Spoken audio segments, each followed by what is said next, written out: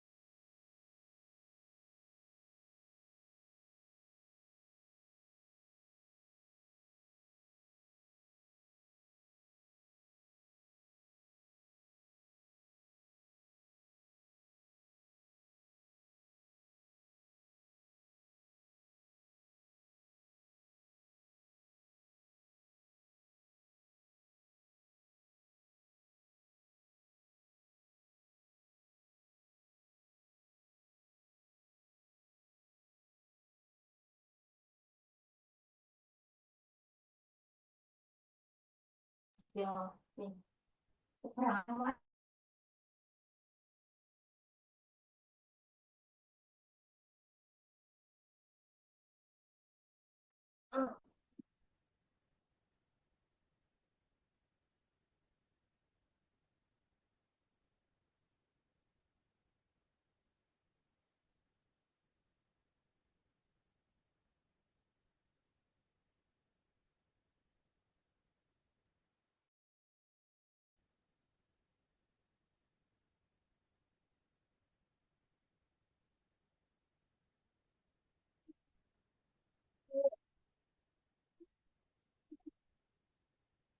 Kerjanya apa?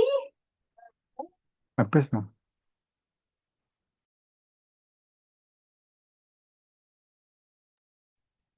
Assalamualaikum warahmatullahi wabarakatuh, Bapak Ibu. Waalaikumsalam Waalaikumsalam. warahmatullahi wabarakatuh. Waalaikumsalam. Selamat. Nggih. Isu KTM kayak gini, Mbak nanti sudah boleh pulang. Ya nanti kalau Suara kondisinya saya sudah kedengeran nggih, Bapak Ibu. kan gitu, Mbak. Iya, Dengar Bu. Dengar apa? Dengar. Kebetulan di tempat saya Udah sedang hujan, jadi pulang. Apa sinyalnya kita kayak agak dulu? sulit nanti. Penjaya Nggih. Bu. Pulang penjaya. Terus eh jangan mau nangis. Udah boleh izin. Semuanya apakah hadir? Ngi kan kita ngecas ini soalnya dia marbon atau pikirnya yang naik. Diberi pasien izin dulu. Sebentar, saya buka. 2 tahun. Masih muda loh terus jaya. Saya sini Joko sore karo Oke, baik akai. Bapak Ibu, ini temanya hari ini apa nggih?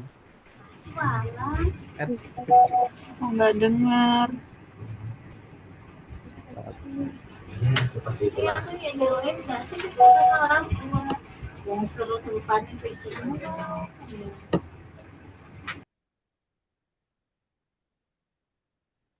Wah, kok ini?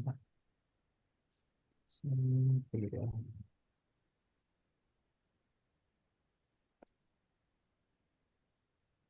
Baik, kita mulai saja ya.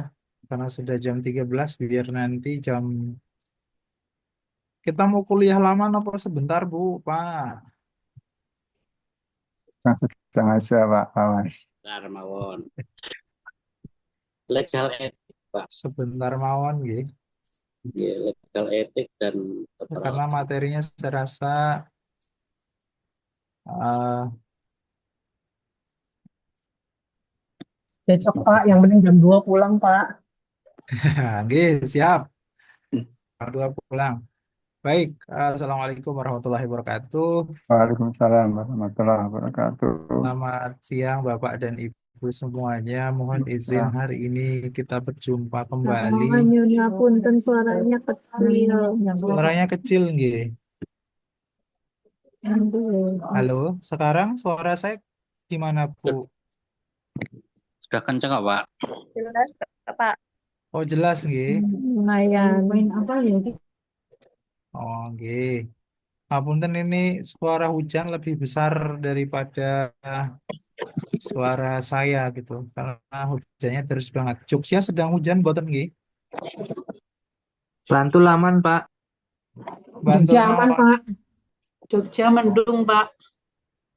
nggih. Kayaknya kalau kemarin tuh yang deras banget. Saya pulang kemarin itu sampai hujan apa namanya ada esnya. Rasanya nggak enak sekali. Iya, Iya, Pak. Saya sakit semua badannya Pak. nggih, Pak. Makanya hari ini nggak ngampus. Ji, baik Nggak, Bapak. kalau kemarin hujan semua. Nggih. Baik Bapak dan Ibu, izin hari ini kita diskusi sifatnya nggih. Oh ya, saya lupa kita berdoa terlebih dahulu. Semoga mendapatkan kelancaran dan keberkahan serta diridhoi di tercatat sebagai amal ibadah kita semuanya. Mari kita buka dengan sama-sama melafazkan basmalah. Bismillahirrahmanirrahim. bismillahirrahmanirrahim. Ngajinya saya rasa Bapak Ibu tadi selesai zuhur sudah ngaji lebih dahulu nggih. Jadi kita lanjut mawon. Saya percaya menghabiskan ini hari ke 12 nih kita puasa. Oke, Wah, hari 12 Pak. kita ke puasa sepertinya sudah di 12 juz Bapak dan Ibu. Baik, hari ini adalah temanya legal dan etik dalam eh, keperawatan bencana. Leres nggih, materinya betul nggih. Supaya saya tidak Ya, salah pakai Pak. materi. Siap, nggih. Legal dan Oke, etik betul. keperawatan bencana. Sebetulnya legal dan etik keperawatan bencana Bapak Ibu juga sebagai pelaku nih. Bapak Ibu juga pernah mungkin gempa Bantul sebagai survivor gitu.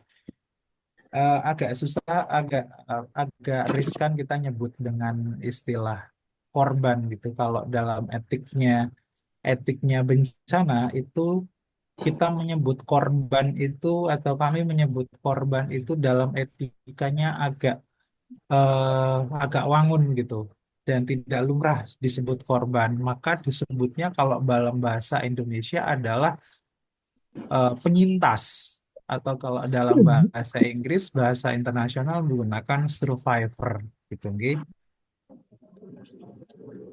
Nggih. Ini nanti paling tidak landasan atau overview pembelajaran kita, nggih. Definisi, kemudian landasan hukum, kemudian urgensi penanggulangan bencana, kemudian asas dari penanggulangan bencana, kemudian kewenangan kita sebagai perawat di kondisi bencana. Khusus bagian ini saya rasa Bapak dan Ibu itu sudah pernah mengalami pada saat COVID-19, semuanya mengalami, nggih. Termasuk bencana karena salah satu gitu, nggih. Kemudian permasalahan dalam bencana nanti kita akan banyak diskusi. Kemudian yang terakhir nanti kita akan berbicara tentang prinsip-prinsip etik dalam penanggulangan bencana, nggih. Sekali lagi izin Bapak Ibu saya share beberapa literatur yang kami temukan dan nanti mohon izin juga Bapak Ibu bisa share pengalaman Bapak Ibu ketika kondisi bencana khususnya di rumah sakit, khususnya di penanggulangan bencana. Oke. Baik, kalau kita kembali kepada definisi sebagai pengingat kita bahwa legal dan etik itu sesuatu yang berbeda, gitu, nggih. Ada istilahnya etika, kemudian ada istilahnya etik, kemudian ada istilahnya etiket dan seterusnya. Ada berbagai macam. Sekali lagi sebagai pengingat bahwa secara definisi legal legal itu sendiri gitu nggih adalah aspek hukum yang menaunginya atau aturan hukum yang mengatur tindakan dan tanggung jawab kita sebagai perawat dalam situasi bencana. Ini termasuk kewajiban profesional, kemudian hak-hak pasien seperti apa, kemudian perlindungan hukum bagi perawat yang memberikan perawatan dalam kondisi darurat sesuai dengan peraturan yang berlaku. Kemudian kalau kita lihat kembali etik dalam keperawatan bencana adalah prinsip-prinsip moral dan etika atau perilaku dalam pengambilan keputusan keperawatan selama bencana yang mencakup pertimbangan seperti berbuat baik gitu ya, beneficence, kemudian non maleficence, keadilan dan seterusnya. Nah, menjadi penting bahwa pengingat kita eh, antara etiket dan etika, kalau kita kembali ke terminologi awal, nggih. Kalau etiket itu kan perbuatannya, gitu ya. Tapi kalau etika itu adalah sudah dalam pikiran, dalam dalam diri seseorang itu sudah tertanam. Itu adalah etika dan etiknya, gitu ya. Legal dan etiknya itu tercantum dalam aturan-aturan yang ada. Kemudian kalau kita kembali ke landasan hukum tentang bagaimana perawat berperan dalam eh, penanggulangan bencana, kita kembali kepada Undang-Undang nomor 24 tahun 2007 tentang penanggulangan bencana, di mana Undang-Undang nomor 24 2007 ini sepertinya kalau tidak salah ini pasca gempa Bantul ya. Gempa Bantul itu 2006 atau 2004 gitu. 2004 itu 2006. 2006 gitu. 2006 kemudian 2004 itu tsunami Aceh gitu ya. Penanggulangan bencana itu turun di 2027. 2007 gitu maksud saya. Nah, ini meng, kalau ini adalah salah satu justifikasi nggih, di apa namanya di Indonesia gitu, undang-undang ini mengatur tentang tanggung jawab, kewenangan dan peran pemerintah, masyarakat dan lembaga terkait dalam menghadapi bencana.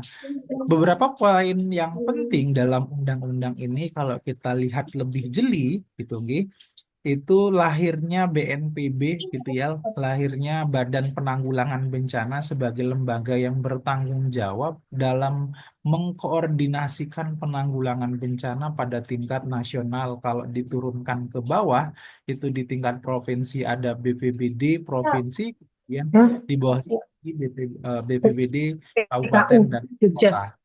Oke. Eh, Salah satunya juga mengatur di undang-undang ini adalah lembaga terkait menghadapi bencana, lembaga-lembaga Iya. masyarakat gitu ya. Kalau di apa namanya kita di Muhammadiyah ada MDMC gitu, kemudian ada berbagai relawan Muhammadiyah, kemudian SAR dan seterusnya begitu. Ada banyak yang ada di Indonesia, NGO ada yang lahir akibat dari setelah dari pasca apa namanya undang-undang ini lahir gitu. Oke. Kemudian tentunya setelah undang-undang itu akan ada turunannya, di mana turunan tahun dari undang-undang ini nomor 21 tahun 2008 tentang penyelenggaraan penanggulangan bencana. Ini yang paling menonjol di situ adalah bagaimana memperjelas pelaksanaan penanggulangan bencana yang diatur dalam Undang-Undang 2007 tadi nomor 24 ini, pembagian peran antara pemerintah pusat, pemerintah daerah, masyarakat dan sektor swasta dalam menangani bencana.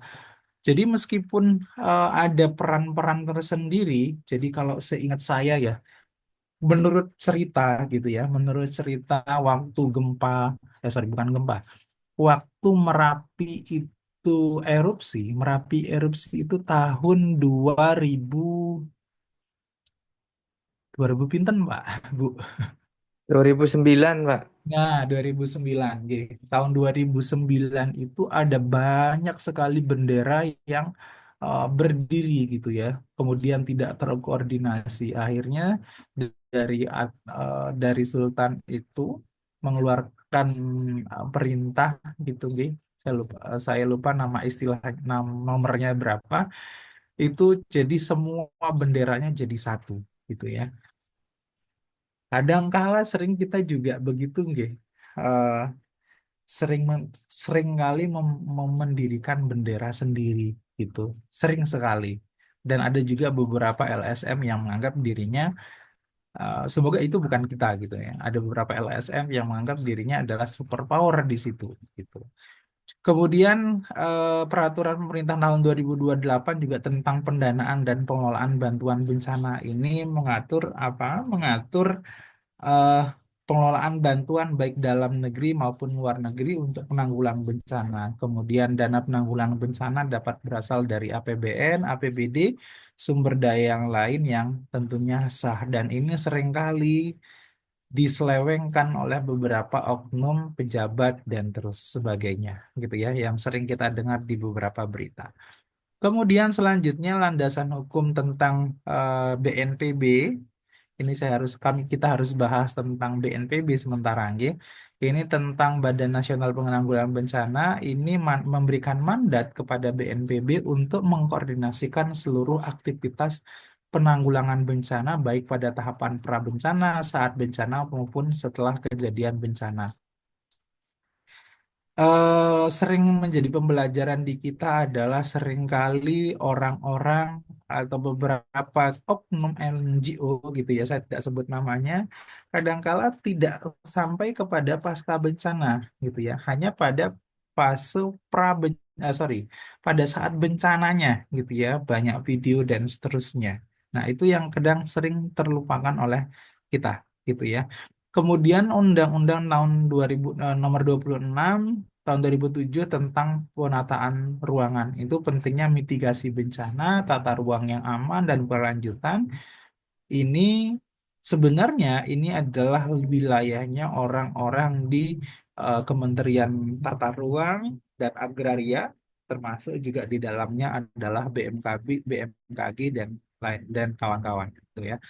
Ini mencakup tentang daerah rawan bencana, kemudian aliran sungai, pesisir pantai, dan zona dari rawan bencana. Nah, saya ingin tanya Bapak Ibu, apakah di tempat Bapak Ibu itu sudah pernah disosialisasikan eh, zona-zona di wilayah tempat Bapak Ibu tinggal itu apakah rawan gempa atau tidak nih? Di Bantul khususnya lebih banyak di Bantul toh nih Bapak Ibu atau di Sleman gitu ya rawan dengan KRB dan seterusnya. Kalau KRB saya rasa sudah iya, tapi kalau gempa sepertinya sudah semua nopo dereng paham semua, Bu. Pak, Kalau di tempat saya Sleman itu belum ada ya Pak. Bu Pak Bantul ya mungkin gitu. Oke. Baik. Semoga nanti ada sosialisasi gitu. Oke. Kemudian wah ini agak petirnya agak gede. Kemudian peraturan masih Menteri tak ini kita lanjut ke tentang kesehatan. Landasan hukum yang tentang bencana selanjutnya adalah kita kembali ke Permenkes nomor 75 tahun 2019 tentang penanggulangan krisis kesehatan ini muncul pada saat COVID-19 gitu nggih. Ini dalam situasi bencana yang melibatkan koordinasi antar Kementerian Kesehatan dan lembaga kesehatan lainnya dalam memberikan layanan kesehatan selama tanggap darurat bencana. Kalau kita lihat secara hukum internasional, nah kita mengacu hukum internasional itu kepada Sendai Frameworks atau eh, ini Sendai Framework itu kenapa kok namanya Sendai Framework gitu ya? Sendai Framework itu dilakukan di Sendai. Sendai itu yang ada di Jepang gitu. Kalau Bapak Ibu pernah ke Jepang ada namanya Sendai gitu. Nah, saya juga belum pernah ke Jepang. Menurut penyeritaan, namanya demikian. Kalau cari di Google, namanya Sendai. Itu ada banyak kesepakatan yang digagas oleh PBB gitu ya, Perserikatan Bangsa-Bangsa tahun 2015 yang menekankan kepada pengurangan risiko bencana secara global. Oke.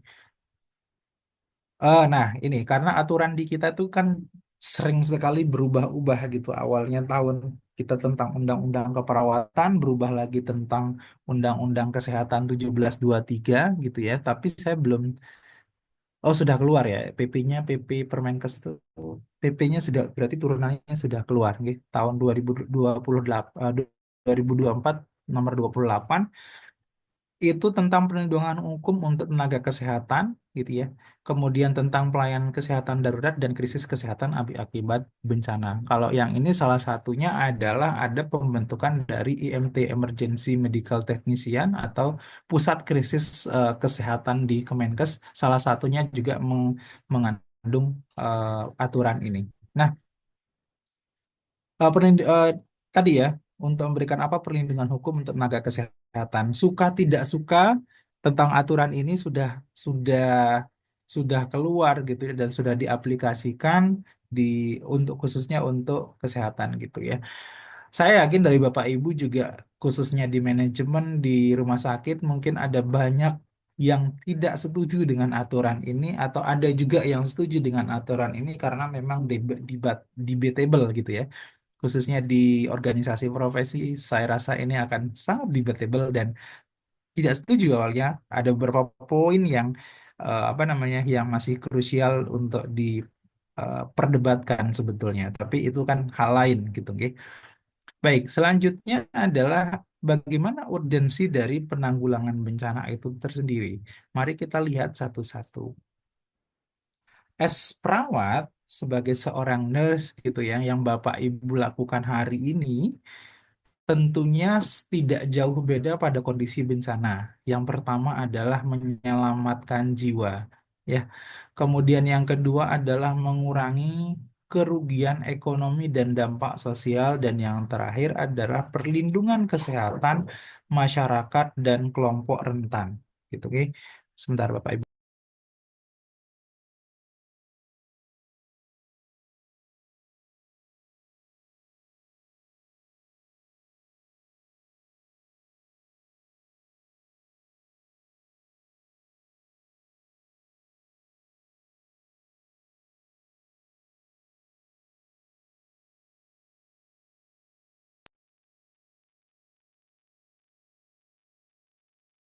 Oke, lanjut nggih Bapak Ibu. Saya rasa kalau di menyelamatkan jiwa itu sudah kewajiban dan Bapak Ibu sudah mendalami puluhan tahun gitu nggih sebagai seorang perawat yang tujuannya adalah menyelamatkan jiwa merawat merawat pasien dan sebagainya. Kemudian mengurangi kerugian ekonomi dan dampak sosial.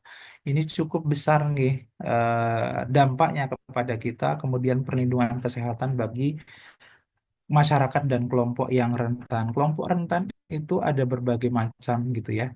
Ada berbagai termasuk ibu-ibu, kemudian anak dan seterusnya. Itu adalah masuk dalam kelompok rentan. Kemudian, nah ini kita bahas lebih detail yang pertama. Pada kondisi bencana, yang pertama adalah tugasnya satu evakuasi cepat. Oke. Kemudian yang kedua adalah penyedia pertolongan medis dan yang ketiga adalah koordinasi yang efektif. Saya tidak ingin jauh lebih dalam menjawab tentang ini. Bapak Ibu punya pengalaman jauh lebih banyak daripada ini. Bapak Ibu, saya minta nanti untuk share gitu, nggih, bagaimana Bapak Ibu menyelamatkan jiwa dalam kondisi bencana. Gitu. Dan nantinya saya mungkin Bapak Ibu saya minta untuk apa sih temuan-temuan masalah yang sering terjadi pada kondisi bencana seperti ini gitu dan dilematisnya akan seperti apa? Saya rasa Bapak Ibu punya pengalaman banyak gitu, oke. Nah, untuk itu Bapak dan Ibu saya minta tidak harus semua gitu, oke. Mohon ditulis di kolom chat pengalaman Bapak Ibu yang ada di kondisi bencana dan dilematisnya gitu ya, dilematisnya pada saat menyelamatkan nyawa di sini. Monggo. Pada saat COVID-19 juga boleh atau kondisi-kondisi bencana yang lainnya. Sembari saya menjelaskan, Bapak Ibu silakan menuliskan di kolom chat. Selanjutnya adalah eh, mengurangi kerugian ekonomi dan dampak sosial. Yang pertama adalah mitigasi resiko. Nah, mitigasi resiko ini lebih kepada orang-orang yang akan membuat Bapak Ibu mungkin nih atau berinvestasi gitu ya. Kalau di Bapak Ibu akan membuat eh, usaha dan seterusnya, penting untuk mitigasi lebih awal. Mitigasinya apa? Investasi infrastruktur tahan bencana dan perencanaan mitigasi risiko untuk mengurangi kerusakan bangunan dan fasilitas publik. Jadi kalau ingin bangun rumah, ya siapa tahu sekarang sudah punya rumah, Bapak Ibu ingin bangun kos-kosan, ingin bangun rumah, ingin bangun hotel dan seterusnya, penting untuk mitigasi terlebih dahulu.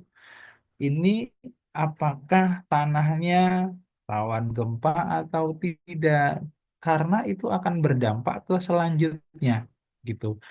Kemudian karena itu juga akan berdampak kepada bagaimana pemulihan eh, ekonomi yang ada, gitu ya. Kemudian ini stabilitas sosial, program bantuan sosial harus diadakan untuk membantu korban yang kehilangan tempat tinggal dan pekerjaan serta mempercepat rehabilitasi masyarakat pasca bencana. Kemudian selanjutnya adalah tentang bagaimana oh, nah, perlindungan kesehatan dan kelompok rentan, akses layanan kesehatan, kemudian penyediaan layanan medis darurat, pengobatan yang cepat untuk mencegah penyebaran dan penyakit akibat kondisi buruk pasca kejadian bencana. Oke. Sebetulnya kita itu bukan datang pada saat pada saat kejadian gempa kita langsung datang, tidak. Tapi setelah kejadian itu dan efeknya setelah itu yang kita lakukan respon. Tunggu.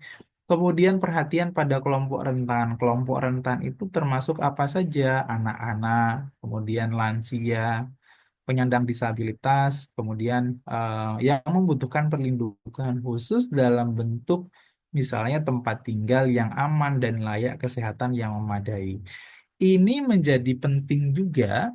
Hasil temuan atau hasil riset kami mengatakan bahwa tempat tinggal dan pada kelompok rentan ini tidak semua tempat kejadian bencana itu tersedia tempat yang layak. Misalkan untuk ibu menyusui itu tidak semua apa namanya tempat pengungsian itu ada untuk area menyusuinya gitu ya. Untuk anak-anak juga tidak selamanya anak-anak ada apa namanya tempat yang layak juga ada di situ gitu ya.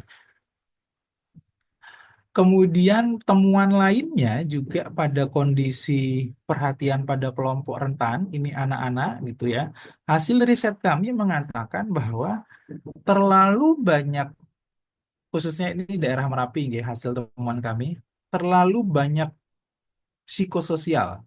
Sering kan namanya psikososial pada korban, pada penyintas gitu ya. Sering sekali dilakukan pada anak. Nah, karena terlalu sering NGO A memberikan psikososial, NGOB memberikan psikososial, C dan seterusnya. Jadi anak-anak itu malah menjadi cukup apa namanya kelelahan gitu ya, karena tidak ada apa namanya timing atau jadwal yang diberikan per hari. Sebetulnya atau sebaiknya sebenarnya anak-anak itu akan melakukan apa namanya trauma healing itu berapa berapa trauma healing ya tadi saya ralat namanya.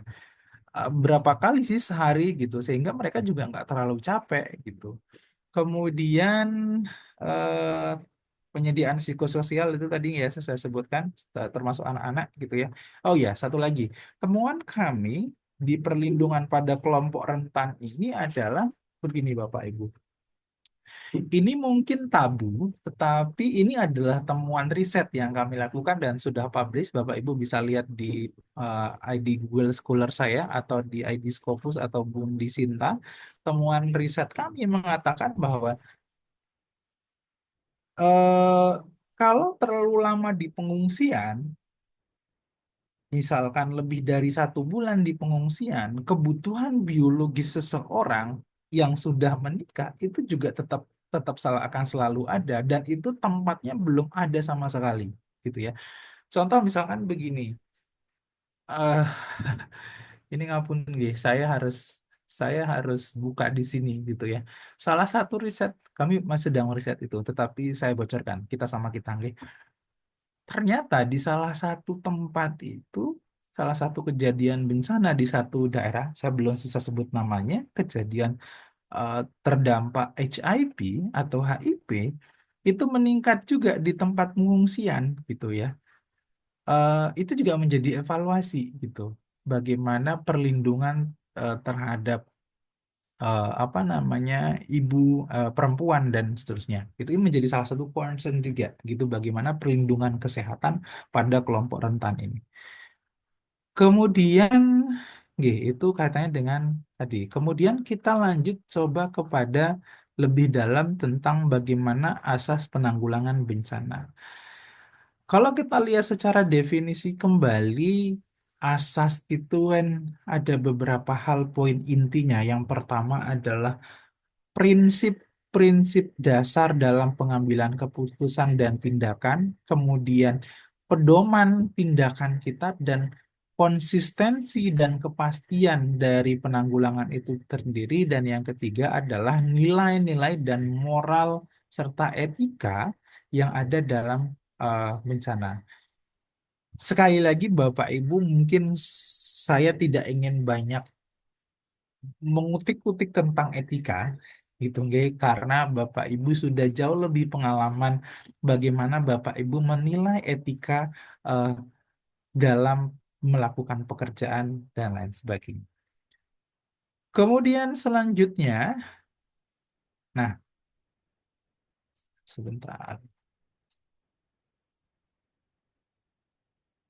Pak jadi loncat ya. Oh, Bapak lihat, bentar, bentar, kok jadi hilang slide saya di slide ke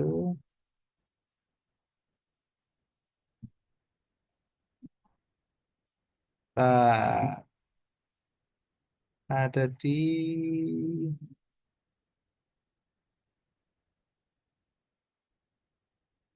Punten, ini kok hilang ya?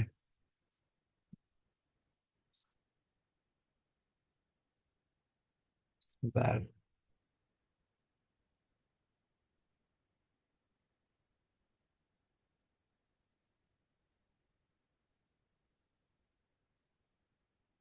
Oh, ini dia. Oke. Ya, tadi itu tentang asas. Kemudian selanjutnya adalah inti dari asas penanggulangan bencana itu semuanya bermuara kepada asas keadilan. Nah, keadilan kalau kita lihat lagi, adil itu tidak harus, kalau kata orang, adil itu tidak harus sama rata, tetapi sesuai dengan eh, porsinya masing-masing. Yang apa saja? Satu, asas kesetaraan dan non-diskriminasi. Ini yang kadang seling, ya samalah di keperawatan, Bapak dan Ibu, kalau kita melihat pasien tidak ada melihat gender, kemudian tidak ada melihat apa namanya, melihat ras, suku, dan seterusnya. Kemudian selanjutnya adalah asas cepat dan tepat.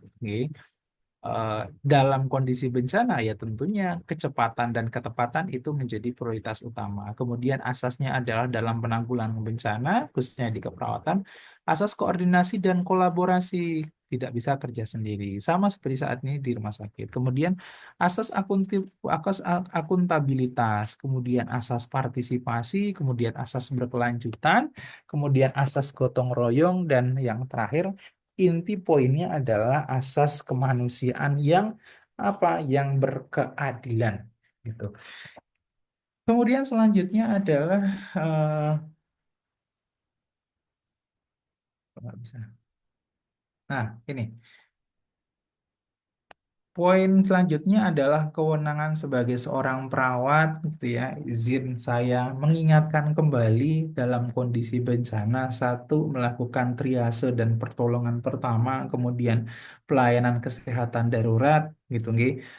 Yang koordinasi dan mobilisasi sumber daya ini mungkin bukan menjadi prioritas, tapi menjadi prioritas dari atasan gitu ya, dari yang lain gitu ya. Tetapi layanan psikososial itu juga menjadi poin penting. Kemudian ini tidak kalah pentingnya kolaborasi dengan tim dan lembaga terkait. Ini yang Bapak Ibu juga setiap hari melakukan, kemudian mengambil keputusan klinis dalam batas kewenangan kita gitu ya. Keputusan klinisnya akan seperti apa? Bapak Ibu jauh lebih paham tentang bagaimana hal-hal yang kita bisa putuskan pada kondisi emergensi gitu, nggih. Kemudian pelaporan dokumentasi, ini yang sering terjadi dan sering terlupakan. Pelaporan dan dokumentasi kita banyak melakukan tapi jarang terdokumentasi gitu, nggih.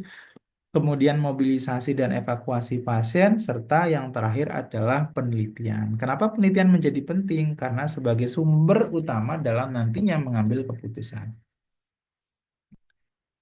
Kemudian selanjutnya adalah ini. Kita bencana. Jadi, masalahnya apa saja? Nah, sekarang kita nanti di praktikum kita coba lihat, apa saja masalahnya. Ini dua diksi lucu, ada permasalahan dan bencana. Ketika kita Tanya, menyebut, Ji, mau monggo, bertanya. monggo, monggo Pak, monggo. Ya, tadi berhubungan dengan azas tadi. Ya. Jadi kalau waktu bencana itu terjadi, biasanya pasti chaos walaupun dalam beberapa bis saja bisa hari. Yaitu untuk azas legalnya mungkin sebagai tenaga medis. Kalau dokter mungkin sudah dikenal lah. Tapi kalau untuk perawat dan lain-lain itu ada asas legalnya betul nih. Kalau perawat itu yang belum mungkin di daerah itu bukan pegawai puskesmas seandainya itu. Nah, itu punya wewenang betul nggak untuk melakukan tindakan-tindakan itu kalau secara Ji, bukan sebagai baik, petugas itu. baik Pak. Terima kasih. Eh, Terima kasih atas pertanyaan, cukup cukup bagus pertanyaannya. Sebelum saya jawab, monggo Bapak Ibu ada yang ingin menjawab terlebih dahulu. Kita sifatnya terdiskusi, nggih, Bapak Ibu, santai. Baik, kalau belum ada. Ji, wow, Pak Sinten nggih. Nggak kelihatan namanya. Saya lupa. Erwin. Erwin. Pak Erwin. Baik, Pak Erwin. Ya, contoh misalkan begini nggih, Pak. Biasanya kalau perawat di puskesmas itu akan banyak di pelayanan gitu, pelayanan yang sifatnya adalah non klinisi gitu nggih. Walaupun ada klinisinya tanpa mendiskreditkan Bapak Ibu yang di puskesmas nggih. Tetapi dalam satu hal misalkan Bapak dan Ibu itu yang ada di puskesmas itu kemudian ke bencana gitu ya. Asasnya apakah bisa melakukan misalkan contoh misalkan apa Pak contohnya pelakuannya nih. Saya jadi supaya tidak menggarang bebas. Contoh perlakuannya Pak. Kalau dulu saat gempa itu, saya kan bukan pegawai puskesmas. Tapi Ji. pas mengantar puskesmas itu, ya mungkin karena kebetulan itu waktu itu ada orang yang kenal dengan saya bahwa saya adalah perawat di rumah sakit PKU, maka saat itu saya melakukan tindakan seperti menjahit, menyuntik, ya itu mungkin Oh, itu. Tapi kan saya tidak punya hubungan dengan secara puskesmas. cuma datang, tapi ada yang tahu Ji. Baik. Kalau hal seperti itu azas. kita Ji, asasnya kembali kepada bagaimana melakukan asasnya Ji, kita kembali ke menyelamatkan tadi Bu. Kembali kepada sama halnya sumpah profesi kita nggih Bu Pak. Eh, menyelamatkan seseorang tanpa pandang bulu. Jadi selama itu bisa kita lakukan tidak masalah gitu nggih. Tapi selama itu misalkan masih ragu-ragu untuk melakukan ya tidak perlu dilakukan gitu ya. Kembali kepada asas etik apa namanya legal etik sebagai seorang perawat. Boleh nyuntik? Boleh, karena nggak ada yang lain. Sama sepertinya di rumah sakit juga sebagai leader gitu ya. Kalau ada terjadi code blue yang paling tinggi di situ saya kurang paham kalau di PKU akan seperti aturannya, tapi kalau selama saya di Sarjito dulu, eh, kalau misalkan kita bersama orangnya adalah semuanya perawat, nanti leadernya adalah perawat, tapi tetap boleh kita melakukan gitu. Kalau misalkan kita bersama dokter, nanti leadernya adalah dokter dan seterusnya gitu. Oke. Sama, saya rasa legal etiknya itu tidak masalah. Asasnya juga asas kembali kepada asas kemanusiaan, asas gotong royong, bukan gotong royong, asas menolong gitu ya. Jiwa kita yang kembali ke asas kemanusiaan di awal tadi gitu ya, melakukan pelayanan kepada perawat. Seperti tadi contohnya yang tadi, saya tidak punya kewenangan di sana, tapi dikenal dimintain tolong untuk melakukan hal yang sekiranya bisa kita lakukan, silakan dilakukan tidak masalah karena itu bagian dari milik kita gitu. Pun tidak di puskesmas tersebut atau misalkan di jalanan, selama kita bisa menolong harus menolong gitu. Bahkan kalau kita tidak menolong itu kan kena juga gitu, kena kena kena aturan juga kan kita tenaga kesehatan dan tidak menolong padahal bisa itu kena juga gitu. Kan makanya di satu sisi eh, menolong salah, tidak menolong salah gitu ya. Kalau kita tidak menolong. Ya, semoga terjawab, nggih, Bapak dan Pak Sinten, oke, Pak Erwin. Kemudian selanjutnya, nah ini yang sering terjadi di kita adalah permasalahan dalam penanggulangan bencana. Lamputan Pak Erwin aman, nggih, terjawab, nggih. Ya, di saya agak putus-putus suaranya. Ya, insya Allah terjawab. Walaupun kurang puas. Ya. Baik, yang pertama adalah permasalahannya. Saya bilang asas lagi. Permasalahannya adalah ada cukup banyak. Satu, coba kita lihat. Ini berdasarkan beberapa referensi yang kami temukan. Koordinasi yang cukup lemah. Karena di kita walaupun ada BNPB, tetapi lembaga-lembaga kita sendiri juga punya aturan-aturan tersendiri. Gitu, nggih. Nah, oke, kita mulai dari bawah sebelah sini. Satu, kurangnya edukasi dan kesadaran tentang penanggulangan bencana, gitu ya. Tidak semua perawat kita juga apa namanya menyadari itu. Kemudian selanjutnya adalah infrastruktur yang tidak tahan bencana. Nah, saya tidak paham ini. Kalau ini saya bertanya ke Bapak Ibu yang di PKU Bantul, nggih. PKU Bantul itu apakah rumah sakitnya secara infrastruktur itu sudah tahan gempa mboten nggih, Pak Bu?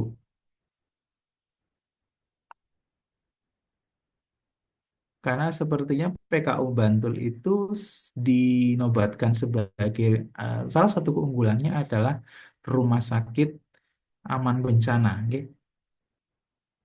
Ini besok sudah belum nggih, Pak Bu? Eh, Insya Allah sudah, Pak. Kalau itu, Pak, Sudah. Ada ininya Bu, ada figura atau apa semacam peringatan begitu Bu di situ? untuk sudah aman itu, Pak. Oh, sudah aman saja. Baik. Nanti eh, mungkin bulan Mei apa Juni gitu ya, kami ketemu dengan Bapak Ibu Direktur Rumah Sakit Muhammadiyah se-Indonesia gitu ya, PKU se-Muhammadiyah Indonesia, kami ada FGD, insya Allah nanti coba saya sounding lagi, saya sentil-sentil sedikit nih dari PKU Bantul. Saya nggak tahu nanti apakah Dirut yang akan, Direktur yang akan hadir atau siapa, tapi kami ada proyek untuk penelitian itu nanti di bulan Mei di Surabaya, insya Allah kita akan ketemu di situ itu dari semua direktur. Oke, kemudian selanjutnya adalah ini keterbatasan sumber daya, kemudian koordinasi yang cukup lemah. Itu permasalahan kita secara struktural. Nah, kemudian selanjutnya pada saat kondisi bencana adalah distribusi bantuan yang agak dirasa masih kurang rata, gitu ya. Kemudian masalah hukum dan aturan yang cukup tumpang tindih. Kemudian masalah kesehatan pasca bencana, ini juga masalah selanjutnya adalah pengelolaan relawan gitu ya. Pengelolaan relawan ini yang karena mengatur orang pinter gitu nggih. Kadangkala kita juga kadangkala orang mengatur namanya banyak orang pinter yang keminter gitu. Kadangkala dan sering kali terjadi pada kondisi bencana gitu. Ya, itu permasalahan-permasalahan yang terjadi pada kondisi bencana. Selanjutnya adalah nah, permasalahan lagi yang selanjutnya adalah antara hukum dan kepentingan. Gitu, Nggi. Hukum ini seringkali diabaikan karena banyaknya kepentingan. Itu juga permasalahan. Hukum kita belum begitu bagus, gitu ya. Mungkin secara undang-undang sudah bagus, aturan sudah bagus, tapi pelaksanaan hukumnya itu tertimpang oleh kepentingan yang ini. Kita lihat contohnya. Hmm, ini permasalahannya. Pejabat Bogor korupsi dana mencapai 1,7 M dituntut maksimal 15 tahun. Ini sebuah permasalahan juga gitu. Kemudian kita lihat lagi politik kerusakan lingkungan. Nah, ini mungkin Bapak Ibu bisa menilai ya. Saya tidak mau dalam jauh siapa orang dan seterusnya, tapi beberapa tahun ini gitu ya, babatan hutan, kemudian pengelolaan lahan yang tidak baik dan seterusnya yang yang membuat kita cukup sedikit, cukup banyak gitu ya, cukup geram dengan ulah politisi yang ada saat ini gitu ya, hutan yang dibabat dan seterusnya.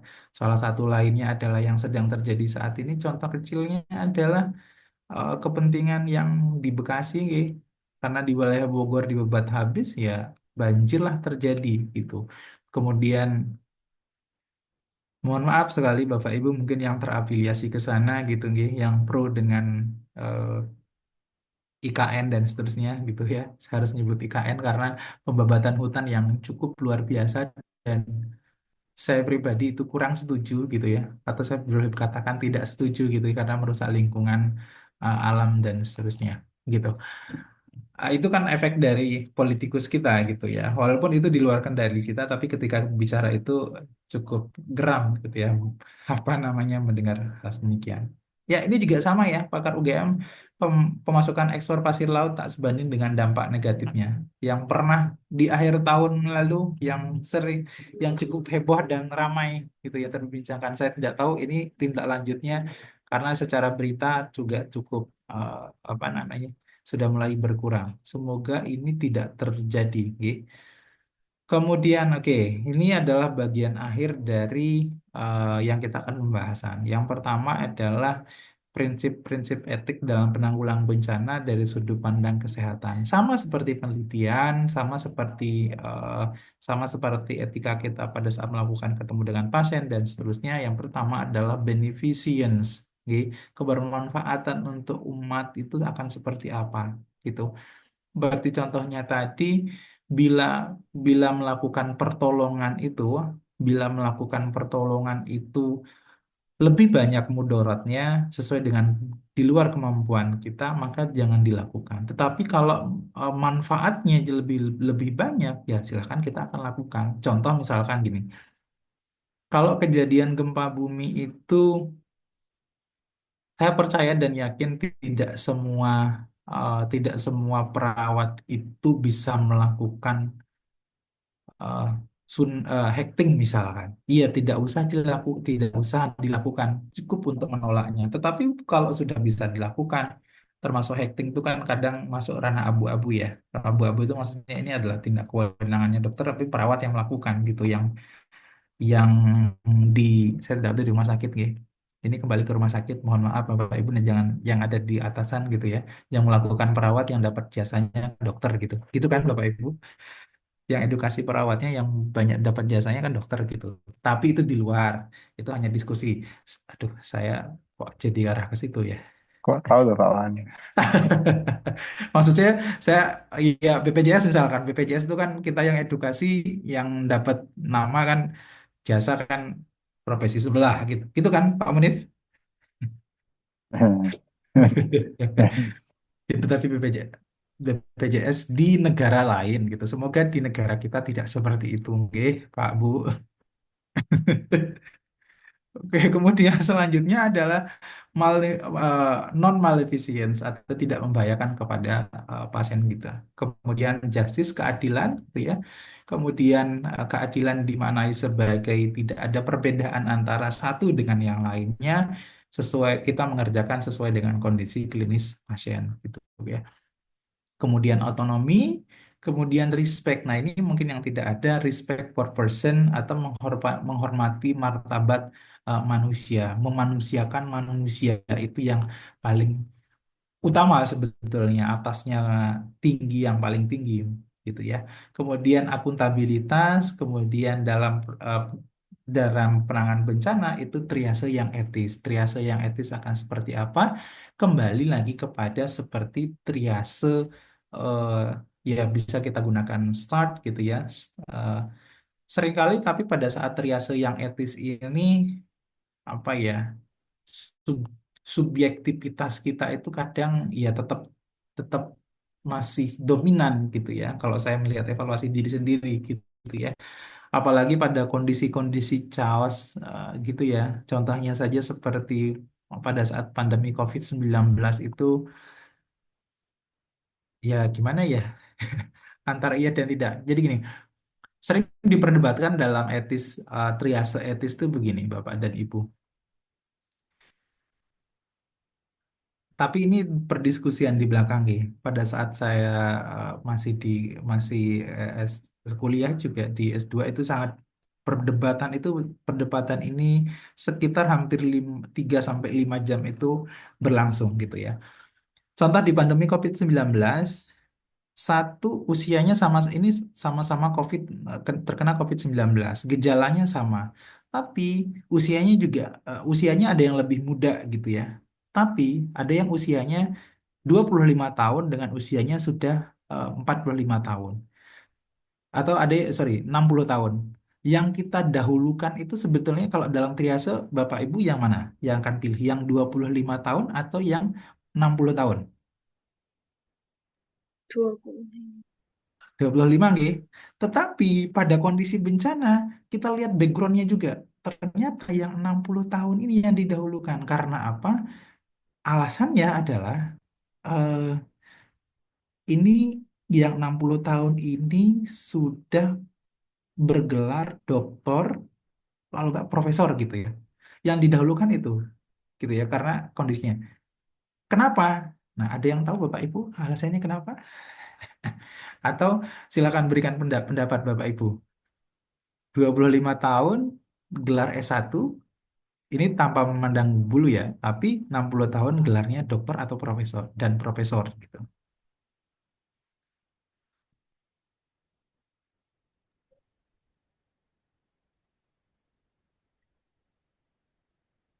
Nah, oke, mungkin tidak ada yang mau jawab. Jawabannya adalah yang profesor karena nggih, mohon maaf sekali karena yang didahulukan karena mendidik atau menjadikan seorang dokter, menjadikan seorang profesor itu butuh waktu yang panjang dan kita masih kekurangan. Nah, itu monggo Bapak Ibu kalau dari perspektif Bapak Ibu akan seperti apa? Monggo coba kita diskusi 5 menit deh dari via chat juga boleh. Bapak Ibu lebih setuju yang 60 didahulukan atau setuju yang 45?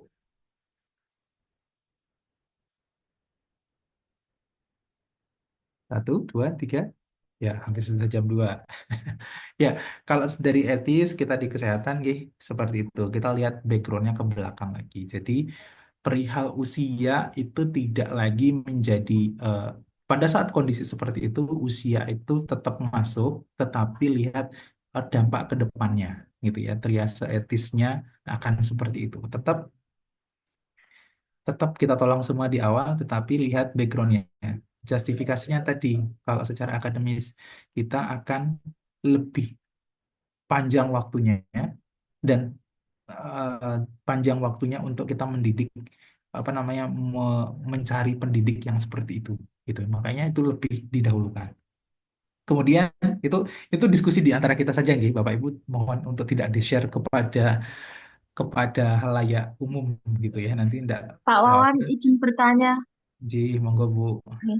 Walaupun itu yang dilakukan tadi yang profesornya ya, walaupun itu Ji. harapan hidupnya untuk profesornya itu eh, kurang atau kurang ya Pak ya, daripada yang umur 25 tahun. Nah, kalau kita lihat, nah itu gini Bu, kalau ini kembali kepada konsep paliatif lagi, nggih. Kalau misalkan kurang-kurang dalam arti survive-nya, ini kalau secara usia sudah berbeda, tetapi secara penyakit sama. Jadi rate rate untuk dia untuk bertahan itu ya 50-50 lah Bu. Kalau misalkan kalau sudah 9 yang usia 60 sudah 90 gitu ya. Maksudnya sudah 90% tidak akan ini ya tetap tetap kepada yang 25 ini gitu ya. Tapi kalau dia sama-sama yang usianya 25 dengan ini itu tanpa pandang usia. Yang kita dahulukan adalah yang 60 ini karena itu justifikasi tadi membentuk seseorang ilmuwan itu tidak waktunya tidak sedikit gitu, membutuhkan waktu yang panjang untuk membentuk seorang itu menjadi seorang ilmuwan gitu. Makanya lebih dahulukan untuk triasenya. Walaupun sebetulnya kalau kita hanya memilih pasien di IGD itu kan nggak selama itu gitu, cepat semuanya. Tapi kalau dia mau masuk ke ICU dan seterusnya, nah itu salah satunya. Biasanya seringkali kalau pasien masuk ICU, COVID-19 dulu ya, kita akan masuk ke ICU, salah satunya arahnya ke situ. Gitu. Makanya kalau pengalaman kami di Sarjito dulu kita lihat backgroundnya ini, oh misalkan dokter spesialis A, B, C, D gitu ya, itu ada khusus gitu ya jalur fast track khusus yang kita bisa akses ke situ. Karena itu justifikasinya tadi membentuk seorang itu menjadi subspesialis, spesialis dokter misalkan dokter spesialis itu tidak gampang gitu ya. Jadi makanya triasenya untuk misalkan masuk menggunakan ventilator dan seterusnya itu ada khusus gitu. Angkatan Bu. Aman Iya, gitu. Pak. Jadi, Jadi nanti mungkin Bapak Ibu yang ada di IGD dan ICU ini sering kali akan mengalami kredibilitas yang demikian gitu ya. Terlebih. Nah, tapi saya tidak ini dengan jabatan gitu Bu. Kalau jabatan saya rasa sama saja gitu ya, termasuk entah itu Bapak Ibunya dari kepolisian dan seterusnya gitu. Kemudian kerahasiaan, oke, sudah saya lanjut. Nah, ini secara definisi yang saya sebutkan tadi di awal. Ini prinsipnya adalah kalau kebermanfaatan itu bagaimana tenaga kesehatan bertindak demi kepentingan terbaik pasien atau survivornya selama proses bencana gitu nggih. Kemudian apa yang boleh, apa yang tidak ada di sini. Yang boleh adalah berikan perawatan medis sesuai dengan cepat dan kepada korban bencana gitu ya. Prioritas tindakan yang membutuhkan menyelamatkan nyawa, kemudian bertindak demi kebaikan pasien, pertimbangkan kebutuhan kesehatan yang mendesak. Kemudian yang tidak boleh lakukan, jangan menunda bantuan medis yang dapat menyelamatkan nyawa. Saya rasa ini Bapak Ibu sudah hatam dan hafal. Gitu, oke. Prinsip kebermanfaatan menekankan agar tetap tenaga kesehatan atau seorang perawat itu tidak menyebabkan bahaya atau memperburuk kondisi pasien. Bila yakin sudah setiap hari melakukan sesuai dengan evidence base, silakan dilakukan. Tapi kalau tidak yakin, contohnya nih seperti saya, ini tapi di luar bencana, nggih. Saya nggak bisa melakukan hitan. Ya saya nggak yakin, ya saya tidak melakukan. Gitu. Itu contoh lain. Nggih. Ini sama do dan don'ts-nya atau yang boleh dan tidak boleh dilakukan gitu nggih. Kemudian justice atau keadilan, prinsip keadilan itu mengharuskan distribusi sumber daya yang adil dan merata kepada semua penyintas bencana tanpa diskriminasi berdasarkan jenis kelamin, ras, agama atau status sosial. Yang tidak boleh, jangan mendahulukan korban berdasarkan status sosial, agama, atau afiliasi pribadi. Kecuali yang tadi, nggih, Bapak Ibu, sesuatu yang saya sebutkan tadi. Saya tidak bilang apa namanya backgroundnya, karena backgroundnya itu bisa kita eh, bertanggungjawabkan. Gitu. Alasannya kenapa lebih dahulu dan kenapa di belakang. Kemudian otonomi merujuk pada hak individu untuk membuat keputusan yang bebas dan mandiri terkait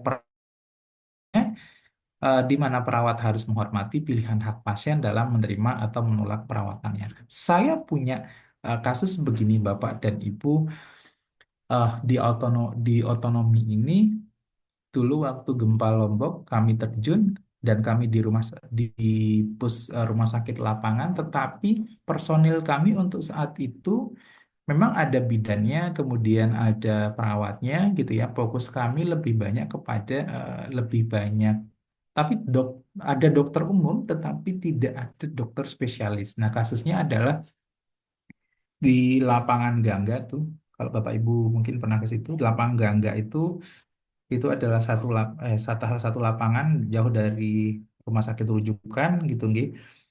Di situ ada ibu hamil sudah bukaannya sudah 78 kalau nggak salah ya, 6 apa 78 kalau tidak salah ingat ya, 78, tetapi kondisinya adalah kondisi anaknya itu sumsang gitu. Jadi tidak akan mungkin dilakukan dipaksakan secara apa namanya normal gitu ya, dan harus dirujuk ke rumah sakit lapangan yang ada spesialis eh, obstinnya gitu, dan ada ruang operasinya. Nah, di tempat kami tidak ada waktu itu di lapangan hanya biasa posko biasa. Nah, tetapi keluarganya itu tidak mau karena alasannya adalah keluarganya harus lahir di tanah tersebut atau harus lahir di desa tersebut, tidak boleh lahir di tempat lain tersebut. Nah, itu kan suatu yang dilema. Kalau nggak kita rujuk, itu cukup lumayan hampir 2 jam bernegosiasi gitu ya. Pada akhirnya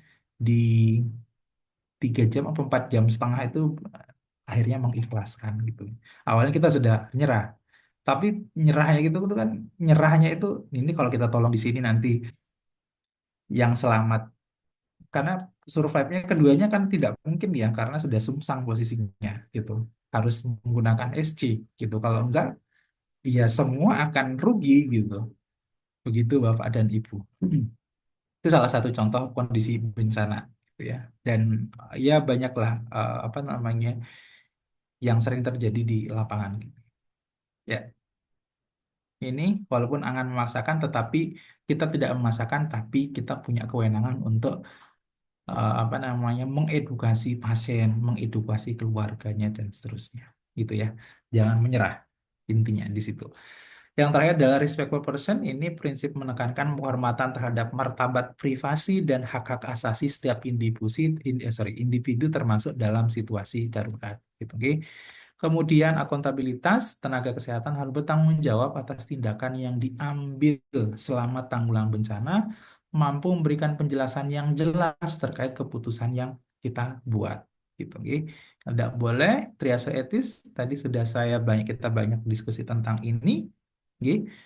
Adil ya, adil tadi kita kembali kepada prinsip adil, tidak semua harus sama rata tetapi sesuai dengan kebutuhannya dan tentunya rasional keputusan yang kita ambil gitu. Kemudian kerahasiaan, prinsip mengharuskan tenaga kesehatan untuk menjaga kerahasiaan informasi medis bahkan dalam situasi darurat. Seringkali yang terjadi adalah seperti ini. Nggih. Nggih. Ada yang salah Bapak Ibu dengan flyer ini? Ngapunten nggih, mungkin Bapak Ibu yang terafiliasi ke sini karena nemunya ini gitu. Sepertinya kalau di eh, Lazismu tidak ada, insya Allah tidak akan ada seperti ini. Ada masalah di sini Bapak Ibu?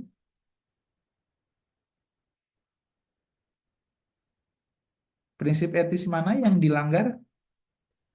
Itu apunten Pak, Intervalnya Pak disensor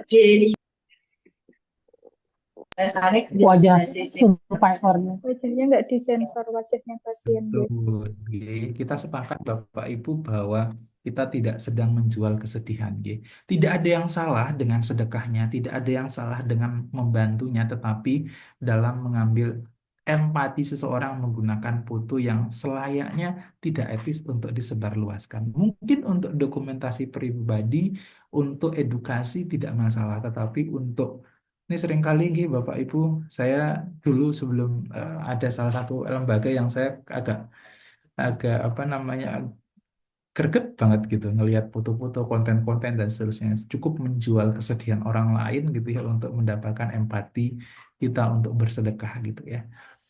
Tidak ada lagi sekali tidak ada masalah dengan sedekahnya gitu ya, tetapi masalahnya adalah exposure nih anak dan seterusnya. Sudah dapat izin atau belum kan kita belum tahu gitu.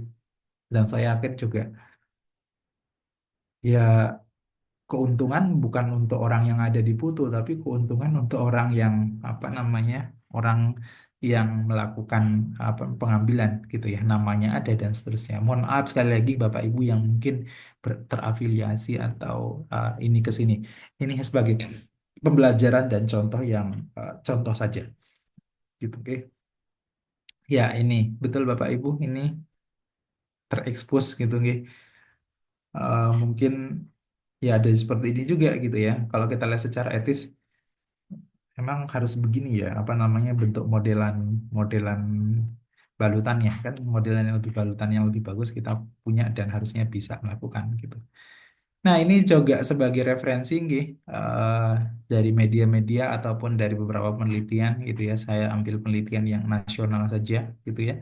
Contohnya berita dari Tempo, jangan eksploitasi derita korban bencana. Kemudian etika jurnalisme bencana dalam program ini breaking news kecelakaan Sriwijaya Air gitu ya tahun 2021. Nah, ini aduh, ini sebetulnya untuk mahasiswa kelas reguler. Begitu Bapak Ibu, apakah ada yang ingin didiskusikan sesuai dengan template tadi 1 jam pas di jam 14.12. Pak, Sembari monggo Bu. izin kalau misal Hmm. yang di kasus bencana itu untuk tindakan-tindakan kita perlu inform consent buat sendiri Pak.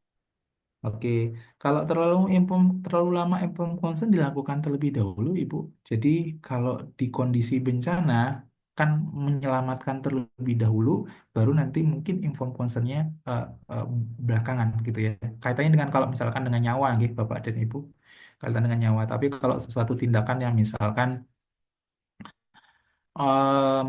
apa ya?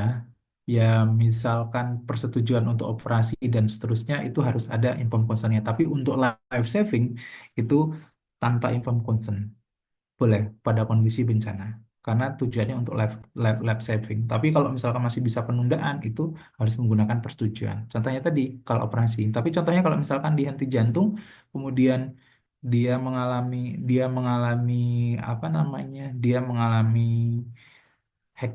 perdarahan gitu ya, perdarahan bentuk empom concernnya mungkin tidak tidak harus dalam bentuk tanda tangan gitu ya, tapi persetujuan secara lisan pun sudah termasuk, tapi eh, sudah termasuk itu gitu Bu. Semoga menjawab gitu Bu Erni. Izin bertanya Pak. Monggo Bu Luciana. Nah, seperti yang tadi Bapak kemukakan, ketika terjadi bencana itu lebih seringnya adalah eh, aksi pada saat terjadinya bencana. Itu betul. Saya mengalami bencana pada tahun 2006, gempa. Itu ketika anak saya masih kecil-kecil, itu kami petugas kesehatan itu sejujurnya ketika mau nolong, pikiran kami terpecah, anak-anak kami sama siapa ya yang nunggu gitu. Jadi mungkin pada saat itu mungkin nggak kepikiran ya Pak ya. Nggak kepikiran kalau gempanya itu akan meluluh lantakan seluruh masyarakat Jogja bagian selatan, tengah bagian selatan. Jadi mungkin mitigasi bencana tadi itu mungkin ditambah itu nggak Pak? Ya nanti nih kira-kira kalau ada bencana gini, pada saat ini juga survivornya itu kan tidak hanya korban, tapi juga tenaga kesehatan yang lain yang juga terkena. Jadi misalnya tenaga kesehatan ini saya punya anak, bagaimana nanti penitipannya gitu, ada nggak Pak? Di baik, saya lanjut ke saya menjawabnya mungkin dengan share pengalaman di Bapak Ibu. Walaupun Bapak Ibu punya pengalaman lebih dalam, tapi sebagai seorang relawan gitu ya, pengalaman kami adalah waktu lagi-lagi saya coba contohkan ke waktu gempa Lombok. Rumah sakitnya kan gempa Lombok itu tidak bisa difungsikan, jadi semuanya ada di luar gitu ya. Nah, salah satunya mungkin ya memang akan terpikirkan gitu ya. Di satu sisi kita sebagai di satu sisi kita sebagai penolong, tapi di sisi lain kita juga sebagai penyintas gitu ya. Dilematisnya akan di situ gitu ya. Tetapi kewajiban kita juga tetap harus menolong gitu kan. Nah, eh, satu, mungkin kita butuh bantuan orang lain. Makanya disebut bencana kan respon outsider. Jadi respon dari orang luar yang bisa membantu kita karena kita sendiri tidak berdaya untuk melakukan itu. Makanya disebut dengan bencana tadi. Nah, eh tadi saya bilang apa? Nah, kita mungkin tugasnya adalah sedikit berkurang. Selain kita juga menjaga diri sendiri gitu ya. Walaupun di dalam sumpah kita tanpa mendahulukan keluarga gitu ya. Ya, tetap orang lain kita butuh bantuan orang lain, tapi mungkin orang lain kita mengarahkan orang lain itu untuk membantu tugas kita sebagai perawat dan kita merawat diri kita terlebih dahulu gitu ya sebelum kita merawat orang gitu. Nah, itu mungkin pengalaman. Nah, kemudian yang kedua terkait dengan mitigasi, ya betul, mitigasi kita cukup sangat kurang. Dan nanti mungkin setelah mata kuliah ini, di mata kuliah ini nanti kita juga salah satu tugasnya adalah dan kita melihat bagaimana kesiapan dari apakah kalau tidak siap berarti itu harus ditingkatkan, tingkatnya seperti apa, nanti ada langkah-langkahnya tersendiri, begitu. Kalau yang tadi menjawab bagaimana pernyataan kita harus menolong dan kita was-was dan seterusnya, maka dari itu kita butuh orang lain. Nah, orang lain itu kita yang arahkan tempatnya ada di mana sehingga kita bisa fokus terhadap diri kita sendiri gitu. Nah, itu mungkin Bapak dan Ibu semoga menjawab nggih. Eh, kan begini nggih, diri kita sendiri itu tidak hanya berkaitan dengan saya pribadi itu namanya kita egois, G. Kalau boleh saya share mungkin, G. Berkaitan dengan mungkin Bapak Ibu punya anak istri gitu ya, atau suami gitu, yang ibu-ibu, ya kita nggak bakalan tenang menangani orang ketika keluarga kita belum selesai. Artinya pada tahap itu kita belum selesai dengan diri kita sendiri. Kalau kita sudah selesai dengan diri kita sendiri, baru kita menolong orang lain. Mungkin ini jawaban saya tidak eh, cukup subjektif, tetapi ya memang hal itu yang sering terjadi di kita. Gitu, nggih. Sepakat nggih, Bu, Pak? Termasuk mungkin salah satu contohnya Iya Pak, adalah kalau iya, mungkin kalau kita berangkat dinas gitu ya, belum selesai urusan rumah ada masalah, ya di kerjaan juga nggak bakalan, tidak akan produktif gitu pekerjaan di tempat kerja gitu karena masih mikirkan ya kalau saya lebih baik kita ganti jadwal selesaikan masalah baru kita norong orang lain kira-kira demikian tapi susah memang dilakukan mungkin saya hanya sebagai pengingat saja dan untuk dilakukan cukup tidak visible gitu oke. Kemudian, oke, Bu Dwi Wahyuni, pengalaman menangani bencana gempa Bantul 2006 karena waktu itu masih belum ada pengalaman, jadi waktu itu penanganan belum terkoordinir dengan baik. Oke, betul. Masih banyak pasien yang memanggil-manggil minta ditangani triase yang belum jalan minimal alat dan obat-obatan. Oke, kalau sekarang semoga sudah teredukasi dengan baik dan sudah pengalaman punya banyak, Bu Dwi Wahyuningsi. minta tolong gitu ya. Kalau dimintain tolong kemudian dia bisa lari gitu ya, mau ditolong silahkan datang ke sini, misalkan gitu ya. Silakan, ya itu mungkin triasenya hijau, tapi kalau udah diem dan seterusnya dia itu sudah merah berarti. Oke, Bu Sri, saat pandemi COVID banyak sekali pasien yang mengalami sesak napas. Hampir semua pasien membutuhkan oksigen dosis tinggi, sedangkan alat stok oksigen menipis. Perawat harus memilih pasien yang mana. G, Bu Sri Waretna, Wulandari. Betul yang saya rasakan juga sama Bu, kita kebingungan, caos betul gitu ya. Semua merasa butuh. Kalau dulu kami di Sarjito gitu ya, di Sarjito itu dari tikungan FKG sampai sampai ke IGD lama dulu. Nah, itu bukan lagi triasenya di kalau pada saat kondisi bukan lagi siapa yang lebih dahulu, tapi siapa yang duluan datang waktu itu. Nah, itu ada penelitian juga mengatakan jenis triasenya akan berbeda lagi. Tapi saya lupa ya, itu yang melakukan ada penelitiannya Bu.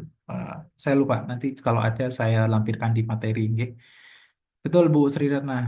Mungkin saya juga masih dilema, sedang berpikir triase yang cocok untuk itu apa gitu. Karena kita nggak punya kebutuhan alat, tempat kita sudah cukup, ya sudah itu kembali kepada ya sudah bingung menjawabnya seperti apa gitu. Nggih.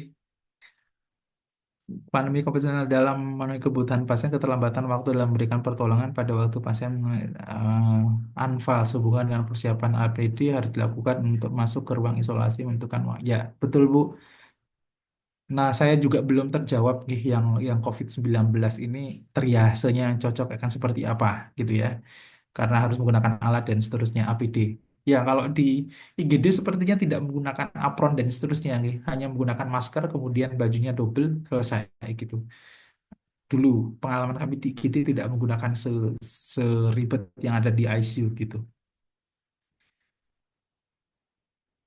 Dalam penanganan bencana lapangan, bagaimana mengkaji korban bencana dengan background pendidikan tersebut jika tidak membawa. Ya, itu kalau Pak Ramadan, itu kalau hanya di pada saat ini ya Bu, apa namanya Pak, gitu, ya, Pak atau Bu Ramadan, harusnya Bapak ini mirip dengan saya. Lahirnya bulan Ramadan apa Syawal nih. Semoga Ramadan. Nggih, bencana lapangan bagaimana mengkaji korban. Ya, kalau ini mengkaji korbannya dengan pendidikan background tersebut, it's okay. Kalau kita ketahui saja, Pak, Bu. Kalau ada yang kita kenal dan seterusnya. Tapi kalau tidak, abaikan saja. Sesuai dengan kondisi klinis pasien. Nggih. Mohon maaf sekali lagi, itu perdiskusian di antara kita mohon, nggih. Semoga tidak tidak keluar kemana-mana. Nggih. Nggak apa-apa Bu Entin. Nggak masalah. Oke, monggo Bapak Ibu, jam 2:30, kurang 10 menit. Adakah pertanyaan kembali? Tidak ada? Mungkin Bapak Ibu sudah mulai over, sudah mulai pindah ruangan, G, atau sudah mulai persiapan pulang. Aplusan jaga, Pak. Pripun Bu Asih? Aplusan jaga. Pesan jaga. G, mboten napa-napa Bapak Ibu, santai mawon. Puasa itu tempatnya istirahat gitu. Tapi kok kerjaan makin banyak gitu ya. Nggih, baik. Kalau tidak ada Bapak Ibu sudah hampir 1,5 jam kita berdiskusi. Nanti lebih lanjut, Insya Allah nanti pertanyaan-pertanyaan yang tadi menjadi masukan untuk kita. Nggih.